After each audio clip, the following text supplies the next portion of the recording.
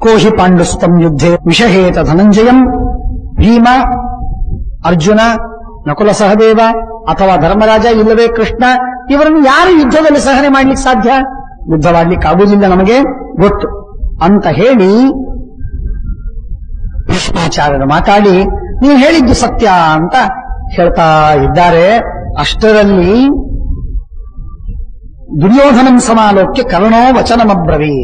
ಕರ್ಣ ಮಧ್ಯದಲ್ಲಿ ಬಾಯಿ ಹಾಕಿ ದುರ್ಯೋಧನನ ಕಡೆಗೆ ಮುಖ ಮಾಡಿ ನೋಡ್ತಾನೆ. ಅವನ ಅಭಿಪ್ರಾಯವೇನು ಅಂತ ನೋಡ್ತಾನೆ. ಕಣ್ಣಿನಲ್ಲಿ ಅವನ ಅಭಿಪ್ರಾಯವನ್ನು ತಿಳಿತಾನೆ. ತಿಳಿದು ಉತ್ತರವನ್ನು ಹೇಳ್ತಾನೆ. ಬ್ರಾಹ್ಮಣನಿಗೆ ಹೇಳ್ತಾನೆ, ನೋಡಿ, ದುಷ್ಟಮಕ್ಷಿಪ್ಯಮನ್ಯುನ, ಸಿಟ್ಟಿನಿಂದ ಭೀಷ್ಮರನ್ನ ಸ್ನಬ್ಧ ಮಾಡುವುದಕ್ಕಾಗಿ ತಾನು ಮಾತಾಡುವುದಕ್ಕೆ ಪ್ರಾರಂಭ ಮಾಡ್ತಾನೆ. ಪುನರುತ್ತೇನ ಕಿಂತೇನ ಭಾಷ್ಯತೇನ ಪುನಃ ಪುನಃ. ಮತ್ತೆ ಮತ್ತೆ ಆಡಿದ ಮಾತುಗಳನ್ನ ಆಡಿ ಏನ್ ಪ್ರಯೋಜನ ಭೀಷ್ಮರೇ? ಯಾಕೆ ಮಾತಾಡ್ತೀರಿ? ಪಾಂಡವರಿಗೆ ಪೀಡೆಯಾಯ್ತು, ಪಾಂಡವರಿಗೆ ಪೀಡೆಯಾಯ್ತು, ಯಾಕೆ ಅದನ್ನ ಮಾತಾಡ್ತೀರಿ? ಅರ್ಜುನ ಮಹಾಪರಾಕ್ರಮಿ, ಅರ್ಜುನ ಮಹಾಪರಾಕ್ರಮಿ ಎಷ್ಟು ಸಲ ಹೇಳ್ತೀರಿ? ಜಪ ಮಾಡ್ತೀರಾ? ಜಪ ಮಾಡೋದುಂಟ ನಿಮಗೆ? ಏನದು? ಯಾಕೆ ಪುನರುತ್ತೇನ ಕಿಂತೇನ ಭಾಷ್ಯತೇನ ಪುನಃ ಪುನಃ? ಸಾಕು, ಇನಫ್ ಈಸ್ ಇನಫ್. ಎಷ್ಟು ಸಲ ಕೇಳೋದು? ಕಂಡಲ್ಲೆಲ್ಲ ಅರ್ಜುನನ ಗುಣಗಾನ, ಕಂಡಲ್ಲೆಲ್ಲ ಅರ್ಜುನನ ಪ್ರಶಂಸೆ. ಸಾಕಾಗಿದೆ ನಮಗೆ. ಬೇರೆದೇನಾದ್ರೂ ಮಾತಾಡಿ. ನಾವು ಪರಾಕ್ರಮವನ್ನು ತೋರಬೇಕೋ ತೋರಬಾರದು ಅದನ್ನ ಮಾತಾಡಿ. ಪರಕೀಯರನ್ನ, ಶತ್ರುಗಳನ್ನ ವರ್ಣನೆ ಮಾಡಿ ನಿಮಗೇನ್ ಬರೋದಿದೆ? ಅವರೇನ್ ನಿಮ್ ಜೊತೆಗೆ ಯುದ್ಧ ಮಾಡೋದು ಬಿಡ್ತಾರ ಈಗ? ಇಲ್ಲ. ಯಾಕೆ ಅವನ್ನ ವರ್ಣನೆ ಮಾಡ್ತೀರಿ? ಮಾಡಬೇಡಿ. ಸಹನೆ ಅನ್ನೋದು ಇನ್ನೊಬ್ಬರ ಗುಣವನ್ನ ವರ್ಣನೆ ಮಾಡಿದ್ರೆ ಸಹನೆ ಮಾಡೋದೇನಿದೆ ಬಹಳ ದೊಡ್ಡ ಗುಣ. ಸಮುದ್ರಕ್ಕೂ ದೊಡ್ಡದಾಗಿದ್ರೆ ಮಾತ್ರ ಅದಾಗತ್ತೆ. ಕರ್ಣನಿಗೆ ಪಾಪ ಅದು ಹುಟ್ಟಿದಾರಭ್ಯ ಇದ್ದಿದ್ದಿಲ್ಲ. ಅವನು ಚಿಕ್ಕವನಿದ್ದಾಗಿಂದಲೂ ಅರ್ಜುನನ ಬಗ್ಗೆ ದ್ವೇಷ, ಅಸೂಯೆ, ಮಾತ್ಸರ್ಯ, ಹಗೆತನ, ಅಸಹನೆ, ಯಾವಾಗ್ಲೂ ಅಮರ್ಷ ಇದ್ದೇ ಇತ್ತು. ಹಾಗಾಗಿ ಆ ದೊಡ್ಡಸ್ತಿಕೆ, ಅದಕ್ಕೆ ಬಹಳ ದೊಡ್ಡಸ್ತಿಕೆ ಬೇಕಾಗತ್ತೆ. ಬಹಳ ದೊಡ್ಡಸ್ತಿಕೆ ಬೇಕಾಗತ್ತೆ. ಒಂದು ಮಾತು ಹೇಳಬೇಕಾದ್ರೆ, ತಾನು ಇನ್ನೊಬ್ಬರನ್ನು ಸ್ತೋತ್ರ ಮಾಡ್ತಾನೆ, ಆದರೆ ತನ್ನ ಮುಂದೆ ಇನ್ನೊಬ್ಬರು ಮತ್ತೊಬ್ಬರನ್ನು ಸ್ತೋತ್ರ ಮಾಡ್ತಾ ಇದ್ರೆ ಕೇಳಲಿಕ್ಕೆ ತಯಾರಾಗುವುದಿಲ್ಲ. ಬಹಳ ಕಷ್ಟ.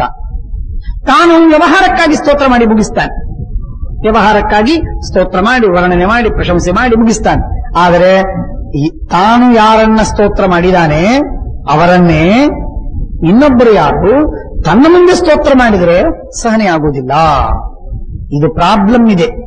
ಕರ್ಣನಿಗೆ ಅದು ಅಸಹನೆ ಅಂತ ಅನ್ನೋದು ಜಲನ್ ಅಂತಂತಾರಲ್ಲ, ಆ ಅಸಹನೆ ಅಪಾದ ಮಸ್ತಕ. ಹಾಗಾಗಿ ಅವನಿಗೆ ಸಹನೆ ಆಗಲಿಲ್ಲ. ಅವನು ಹೇಳ್ತಾನೆ, ದುರ್ಯೋಧನಾರ್ಥೇ ಶಕುನಿ ಜ್ಯೂತೆ ನಿರ್ಜಿತವಾನ್ ಪುರ. ಏನು ಶಕುನಿ? ಶಕುನಿ ಏನು? ಶಕುನಿ ಯಾಕೆ ಮಾಡಿದ್ದಾನೆ? ಶಕುನಿ ಅವನಿಗೇನು ಲೋಕ ಸ್ಟ್ಯಾಂಡಿ? ಅವನಿಗೇನಿದೆ? ಶಕುನಿ ಬಂದದ್ದು ಯಾಕೆ?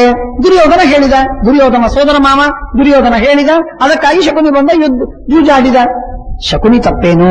ಯಾಕೆ ಶಕುನಿ ನಂತೀರಿ? ಹಾಗಾಗಿ ದುರ್ಯೋಧನ ಹಕ್ಕಿನಮ, ಅವನಿಗೆ ಹಕ್ಕಿದೆ, ಪೂರ್ಣವಾಗಿ ಅಧಿಕಾರವಿದೆ, ಆದ್ದರಿಂದ ಅವನಾಡಿದ್ದಾನೆ. ತಪ್ಪೇನಿದೆ ಅದರಲ್ಲಿ? ಸಮಯೇನ ಗತೋರಣ್ಯಂ ಪಾಂಡುಪುತ್ರೋ ಯುಧಿಷ್ಠಿರ. ನೀವು ಧರ್ಮರಾಜನ ಮೇಲೆ ಬಹಳ ಕನಿಕರ ಮಾಡಬೇಡಿ, ದೊಡ್ಡದು ಬೂ ಮಾಡಿ ಇಡಬೇಡಿ. ಅದನ್ನ ಏನು ಮಾಡೋ ಕಾರಣವಿಲ್ಲ. 12 ವರ್ಷ ವನವಾಸ, ಆಗ ಒಂದು ವರ್ಷ ಅಜ್ಞಾತವಾಸ. ಯಾರು ದಾಕ್ಷಿಣ್ಯಕ್ಕೆ ಹೋದಾನೇನು? ಇಲ್ಲ. ಶರ್ತು ಇತ್ತು, ಜೂಜಿನಲ್ಲಿ ಸೋತ ಹೋದ. ಯಾರಿಗೆ ಹೇಳ್ತಾನೋ? ಯಾರು ಉಪಕಾರಕ್ಕೆ ಹೋಗಿದ್ದಾನೇನು? ಕಟ್ಟಪಡುವಂತ ತಪಸ್ಸು ಮಾಡ್ಲಿಕ್ಕೆ ಹೋಗಿದ್ದೇನದು ಅಲ್ಲ, ಶರ್ತಿಗೆ ಹೋಗಿದ್ದಾನೆ. ನಾನೇನ್ ಮಾಡ್ಬೇಕು? ಅದಕ್ಕೆ ಬೇಕಾದ್ರೆ ಹೋಗಬೇಕಾಗಿತ್ತು. ಷರತ್ತು ಹಾಕಿದ್ದು ಒಪ್ಪಿಕೊಂಡದ್ದು ಯಾರು? ಧರ್ಮರಾಜ. ಅಂದ್ಮೇಲೆ ಹೋಗಬೇಕಾದ್ರು ಅವನ ಕರ್ತವ್ಯ. ಹೋಗಿದ್ದಾನೆ, ಕನಿಕರ ಏನ್ ಕೊಡೋದು ಅದರಲ್ಲಿ? ನಾವು ಅವನನ್ನು ಊರಿನಲ್ಲಿ ಕೂತವನನ್ನ ತಳ್ಳಿ ಚೆಂಡು ಹಿಡಿದು ಅವನನ್ನ ಕಾಡಿಗೆ ಹಟ್ಟಿದ್ದೇವಾ? ಇಲ್ಲ. ಅಂದಮೇಲೆ ನಮ್ಮ ಕೆಟ್ಟ ಕೆಲಸ ಅಲ್ಲ. ಷರ್ತಿಗೆ ಒಪ್ಪಿದ್ದು, ಷರ್ತಿನಲ್ಲಿ ಸೋತದ್ದು, ಅದು ಅವನ ಕಾರಣ, ಕಾಡಿಗೆ ಹೋದದ್ದಕ್ಕೆ. ಅಂದಮೇಲೆ ದಯ ಮಾಡುವುದರ ಕರ್ತವ್ಯಿಲ್ಲ. ಸಮಯೇನ ಗತೋರಣ್ಯಂ ಪಾಂಡುಪುತ್ರೋ ಯುಧಿಷ್ಠಿರ ಸತಂ ಸಮಯಮಾಶ್ರಿತ್ಯ ರಾಜ್ಯಂ ನೇಚ್ಛತಿ ಪೈತೃಕಂ. ಆ ಕರಾರಿಗೆ ತಕ್ಕಂತೆ ಅವನ ರಾಜ್ಯವನ್ನೇನಾದರೂ ಪಡೀಲಿಕ್ಕೆ ಬಂದಿದ್ದ ಅಂದರೆ ದುರ್ಯೋಧನ ಅವಶ್ಯವಾಗಿ ಕೊಡ್ತಿದ್ದ, ಪ್ರೇಮದಿಂದ ಕೊಡ್ತಿದ್ದ. ಹಾಗೆ ಮಾಡಲಿಲ್ಲ. ಅದಕ್ಕಾಗಿ ಈ ಎಲ್ಲ ಕಾದಾಟ ಬಂದಿದೆ ಅವನಿಗೆ. ಯುದ್ಧವಾಡುವ ಪ್ರಸಂಗ, ನಾವು ರಾಜ್ಯವನ್ನು ಕೊಡುವುದಿಲ್ಲ ಅಂತ ಹೇಳುವ ಪ್ರಸಂಗ ಯಾಕೆ ಬಂತು ಅಂತಂದ್ರೆ, ಅವರು ನಾವು ಹೇಳಿದ ಕರಾರಿಗೆ ತಕ್ಕಂತೆ ಅವರು ನಡೆದುಕೊಂಡಿಲ್ಲ. 13ನೇ ವರ್ಷದ ಅಜ್ಞಾತವಾಸದಲ್ಲಿ ಕೊನೆ ಗಳಿಗೆಯಲ್ಲಿ ಇನ್ನೂ ಅವರು ಬಯಲಿಗೆ ಬರೋಕ್ಕಿಂತಲೂ ಮೊದಲು ಅವರು ನಮ್ಮ ಕಣ್ಣಿಗೆ ಬಿದ್ದಿದ್ದಾರೆ, ಅರ್ಜುನ ಅಂತ ಗುರುತು ಸಿಕ್ಕಿದೆ. ಆದ್ದರಿಂದ ಅವರು ಮತ್ತೆ ಇನ್ನು 12 ವರ್ಷ ವನವಾಸ, 1 ವರ್ಷ ಅಜ್ಞಾತವಾಸ ಹೋಗಿ ಮತ್ತೊಮ್ಮೆ ಕರಾರು ಹಾಕಿಕೊಂಡಂತೆ ನಾವು ಅವರು ಮುಗಿಸಿಕೊಂಡು ಬರಬೇಕು. ಆಮೇಲೆ ರಾಜ್ಯವನ್ನ ಆಟೋಮ್ಯಾಟಿಕಲಿ ಅವ್ರಿಗೆ ಬಂದ್ಬಿಡುತ್ತೆ, ಏನು ಮಾಡಬೇಕಾಗಿಲ್ಲ. ದುರ್ಯೋಧನ ಅಲ್ಲ, ದುರ್ಯೋಧನ ತಾತ ಕೊಡ್ತಾನೆ. ಏನ್ ಹೇಳ್ತೀವಿ? ಕರಾರು ನಡೆಸಿಲ್ಲ ರೀ, ನಾವ್ ಹೇಗೆ ಕೊಡೋದೀಗ? ಈಗೆಲ್ಲ ಮಾತಾಡಬೇಡಿ, ಆಗ ಬರಬೇಕಾಗಿತ್ತು. ನೀವೆಲ್ಲ ಬ್ರಾಹ್ಮಣ ಇವತ್ತು ಬಂದಿ, ಆಗ ಬರಬೇಕಾಗಿತ್ತು ಷರತ್ತು ಹಾಕುವಾಗ. ಈಗ ಯಾಕೆ ಬಂದಿ? ಈಗ ಧರ್ಮರಾಜ ಮೂರ್ಖರಂತೆ ಬಂದಿದ್ದಾನೀಗ, ವಿವೇಕ ಇಲ್ಲ. ಆ ಪಾಂಚಾಲರು ದ್ರುಪದರು ಪಾಂಚಾಲ ದೇಶದ ರಾಜರು, ದ್ರುಪದನ ಸೈನ್ಯ ಅದನ್ನು ಕಟ್ಟಿಕೊಂಡ, ಅದರ ಬೆಂಬಲ ಇದೆ ಅಂತ ಅವನಿಗೆ ಭ್ರಮೆ.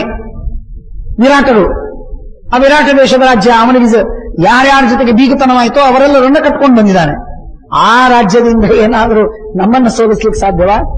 ಕುರುವಂಶ, ಕೌರವರು ಎಂಥ ಘರಾಣ, ಎಂಥ ಮನತನ, ಏನ್ ಶಕ್ತಿ, ಏನ್ ಸಾಮರ್ಥ್ಯ. ನಾನಿದ್ದೀನಿ, ನಮ್ಮಂಥವರೆಲ್ಲ ಇದ್ದಾಗ ಸೋಲಿಸೋದು ಸಾಧ್ಯವಿಲ್ಲ. ದುರ್ಯೋಧನೋ ಭಯಾದ್ವಿದ್ವನ್ ನದದ್ಯಾತ್ ಪಾದವಂತತಃ. ಕೊನೆ ಪಕ್ಷ ರಾಜ್ಯ ಅಲ್ಲ, ರಾಜ್ಯಾರ್ಧವಲ್ಲ, ರಾಜ್ಯಾರ್ಧದ ಕೊನೆ ಭಾಗವನ್ನು ತುಂಡು ಕೊಡುವುದಿಲ್ಲ, ತುಣುಕು ಕೊಡುವುದಿಲ್ಲ. ಹೇಗೆ ಕೊಡ್ತಾನೆ? ದುರ್ಯೋಧನ ಪೆದ್ದು ಕೂತಿದೆ ಹಾಗೆ ಮುತ್ತು ಮಾತಾಡದೆ. ಇವನು ಕರ್ಣ ಮಾತಾಡ್ತಾ ಇದ್ದಾನೆ, ವಾಚಾಟ ಮಾತಾಡ್ತಾ ಇದ್ದಾನೆ ಬೇಕಾದಷ್ಟು. ಧರ್ಮತಸ್ತು ಮಹೀಂ ಕೃಷ್ಣಂ ಪ್ರದದ್ಯ ಕ್ಷತ್ರವೇಪಿಚ.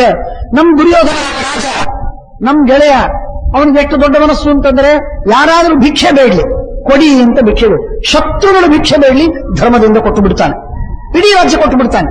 ದುರ್ಯೋಧನ ಔದಾರ್ಯ ನಿಮಗೆ ಯಾರಿಗೂ ಗೊತ್ತಿಲ್ಲ, ನಾನೊಂದು ಬಡಿಸೀನಿ ಕೇಳಿ. ಅಂಗದೇಶದ ರಾಜ್ಯ ನನಗೆ ಇಡಿಯಾಗಿ ಕೊಟ್ಟ. ಯಾಕೆ? ದುರ್ಯೋಧನಂದೂ ಅಲ್ಲ, ದುರ್ಯೋಧನ ಅಪ್ಪಂದೂ ಅಲ್ಲ, ಅದು ಪಾಂಡುರಾಜ ಗಳಿಸಿದ್ದು.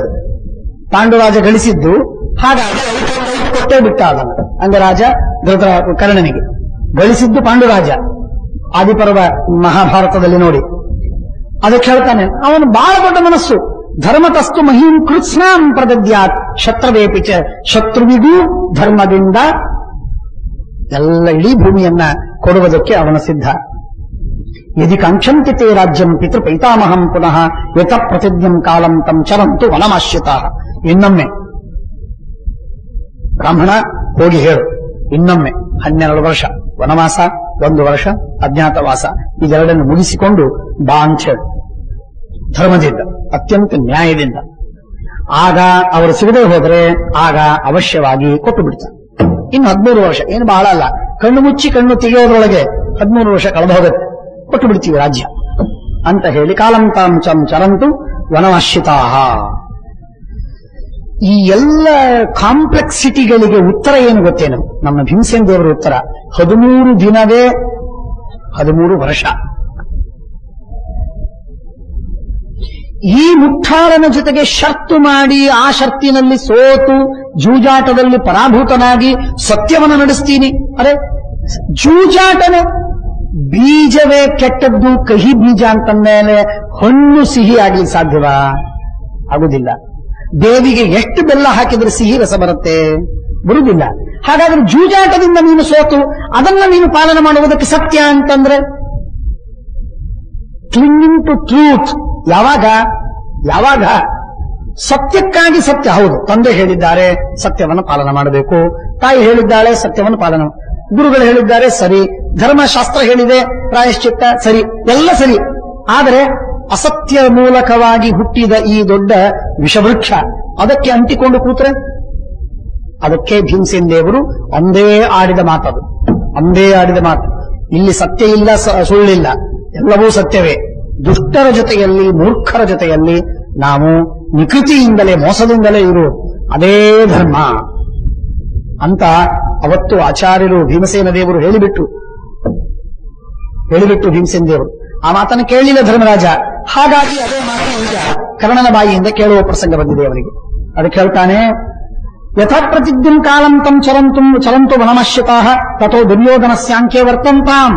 ಆಮೇಲೆ ದುರ್ಯೋಧನ ತೊಡೆ ಮೇಲೆ ಕೂಡಿಸಿಕೊಂಡು ಅವರಿಗೆ ರಾಜ್ಯ ಕೊಡ್ತಾನೆ. ತೊಡೆ ಮೇಲೆ ಕೂಡಿಸಿಕೊಂಡು ಏನ್ ಹೇಳ್ತೀರಿ?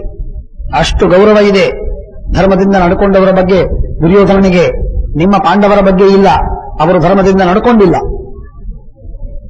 ಅಧಾರ್ಮಿಕಿಂತು ಮಾ ಬುದ್ಧಿಂ ಮೌರ್ಖ್ಯಾತ್ ಕುರುವಂತು ಕೇವಲ. ಮೂರ್ಖತನದಿಂದ ಅಧರ್ಮ ಬುದ್ಧಿಯನ್ನು ಮಾಡುವುದು ಬೇಡ. ಪಾಂಡವರು ನ್ಯಾಯದಿಂದ ಬರಲಿ, ರಾಜ್ಯವನ್ನ ಕೇಳಿ, ಅವರಿಗೆ ಸಿಗತ್ತೆ. ಇದೆಲ್ಲ ಮಾತಾಡ್ತಾ ಇರುವಾಗ ಭೀಷ್ಮಾಚಾರ್ಯ ಕೇಳ್ತಾ ಇದ್ದಾರೆ. ಸುಮ್ಮನಿದ್ರು. ಅವನು ಮಾತಾಡಿ ಮುಗಿಸಿದ. ಭೀಷ್ಮರು ಹೇಳ್ತಾರೆ, ಕಿನ್ನು ರಾಧೇಯ ವಾಚಾತೆ ಕರ್ಮ ತತ್ ಸ್ಮರ್ತ ಮರಸಿ. ಮರ್ತೋಯ್ತು, ಇಷ್ಟು ಬೇಗನೆ ಮರ್ತು ಬಿಟ್ಟು. ವಿರಾಟರಾಜನ ಪಟ್ಟಣದಲ್ಲಿ ಅವರು ಯುದ್ಧಕ್ಕೆ ಬಂದ. ಅರ್ಜುನ ಒಬ್ಬನೇ ಬಂದ.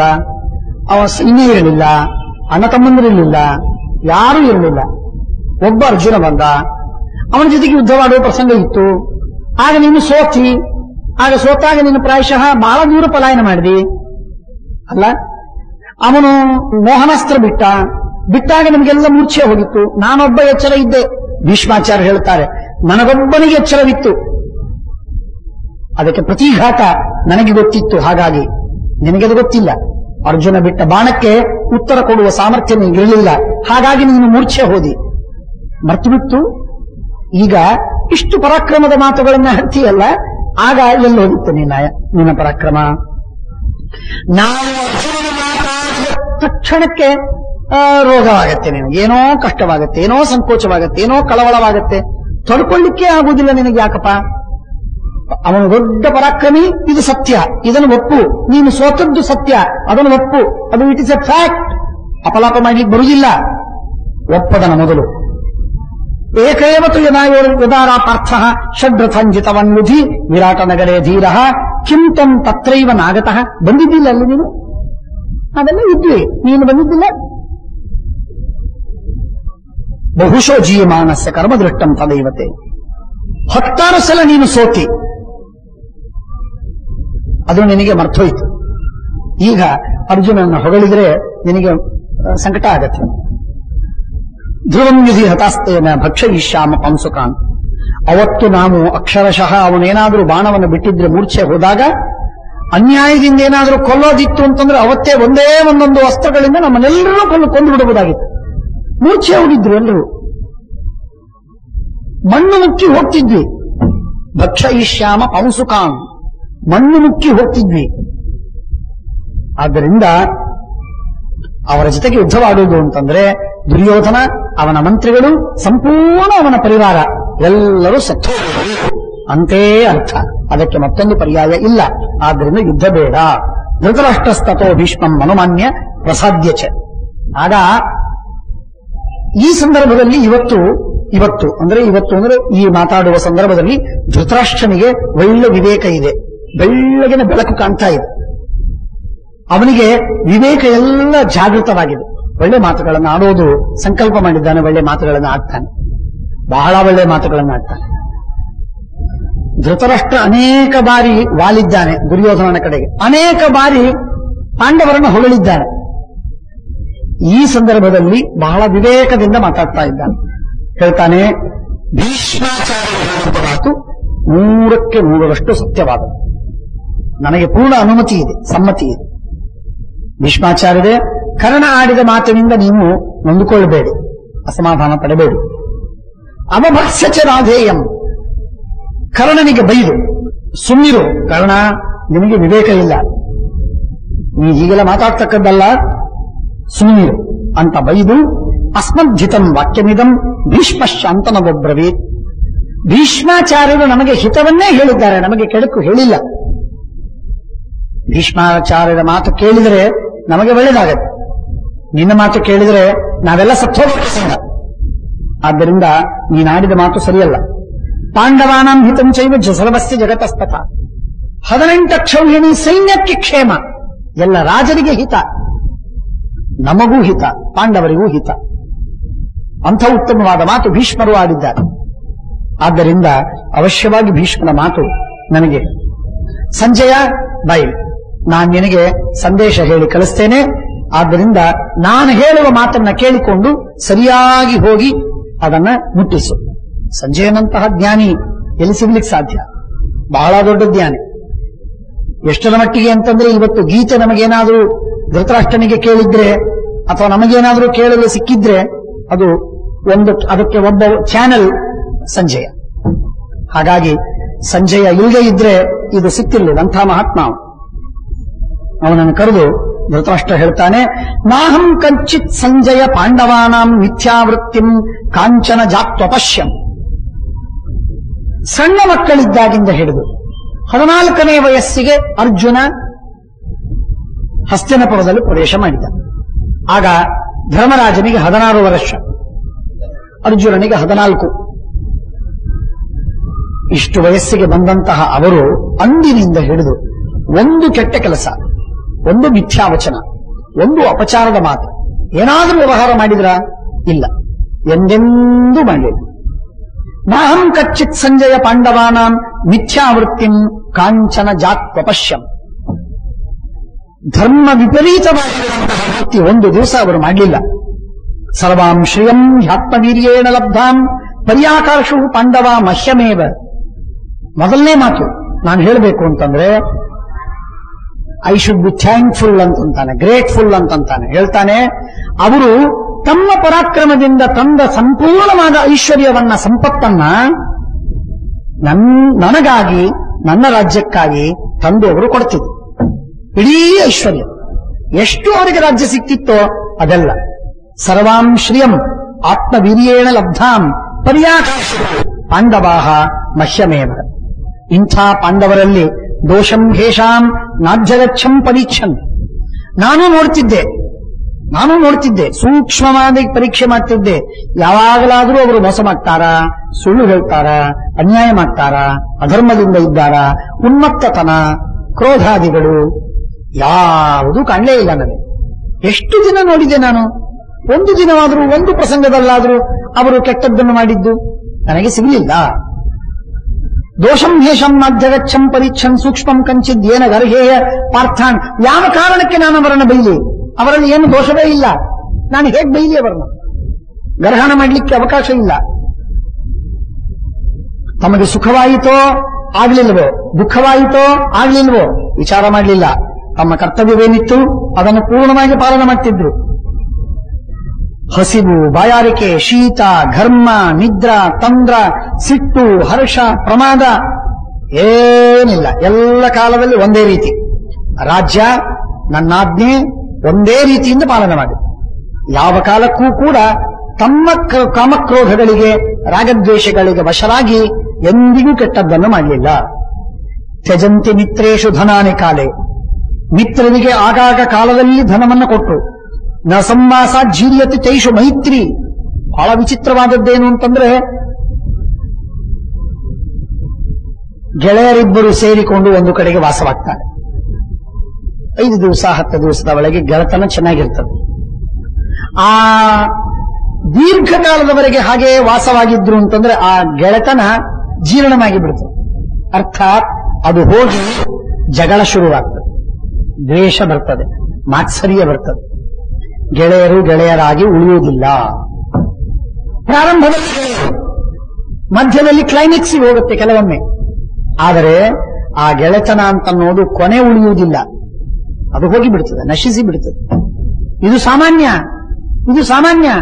ಆದರೆ ಪಾಂಡವರ ವಿಷಯದಲ್ಲಿ ನಾವು ನೋಡಿದರೆ ಅವರು ಎಷ್ಟು ದಿವಸ ಇನ್ನೊಬ್ಬರ ಜೊತೆಗೆ ಸಹವಾಸ ಮಾಡಿದ್ರು, ಯಾರ್ಯಾರ ಜೊತೆಗೆ ಅವರು ಸ್ನೇಹವನ್ನು ಮಾಡಿದ್ರು, ಎಷ್ಟು ದಿನ ಕೂಡಿದ್ರು, ಎಂದಿಗೂ ಅಸಮಾಧಾನ ಪಡಲಿಲ್ಲ, ಜಗಳ ಆಡಲಿಲ್ಲ, ದ್ವೇಷ ಮಾಡಲಿಲ್ಲ, ಸ್ನೇಹ ಪ್ರೀತಿಯನ್ನು ಬೆಳೆಸ್ತಾ ಹೋದರು. ಇದು ಮನುಷ್ಯನ ಅತ್ಯದ್ಭುತವಾಗಿರತಕ್ಕಂತಹ ಗುಣ. ಇದು ತ್ಯಜಂತಿ ಮಿತ್ರೇಶು ಧನಾನಿ ಕಾಲೇ ನ ಸಂವಾಸಾಜ್ಜೀರ್ಯತಿ ತೇಷು ಮೈತ್ರಿ ಅತಿ ಪರಿಚಯಾದವಜ್ಞ ಸಂತತ ಗಮನಾದನಾದರೋ ಭವತಿ ಅಂತ ಹೇಳಿದಂತೆ, ಹಾಗೆ ಆ ಸ್ನೇಹ ಪ್ರೀತಿ ಅಂತನ್ನೋದು ಕಡಿಮೆಯಾಗ್ತಾ ಹಾಳಾಗಿ ಹೋಗಲಿಲ್ಲ ಪಾಂಡವರಿಗೆ. ಯಥಾರ್ಹ ಮಾನಾರ್ಥಕರಾಹಿ ಪಾರ್ಥಾಃ ತ್ವೇಷಾಂ ದ್ವೇಷ್ಟ ನಾಸ್ತ್ಯಾಜಮೀಢಸ್ಯ ಪಕ್ಷೆ. ಒಬ್ಬನೂ ಅವರನ್ನು ದ್ವೇಷ ಮಾಡುವವನಿಲ್ಲ. ಇಷ್ಟು ಒಳ್ಳೆ ಸಂಪತ್ತಿನಿಂದ ಭರಿತರು.